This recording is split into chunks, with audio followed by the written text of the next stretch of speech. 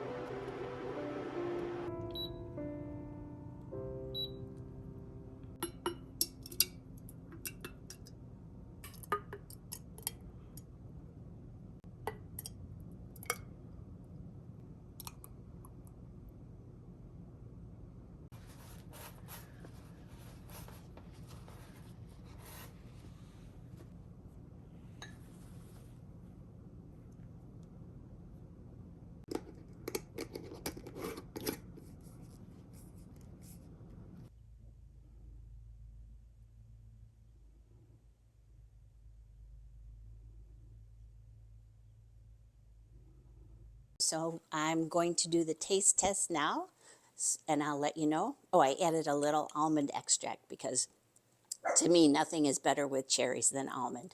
This is a pretty good sized spoon full. So here goes.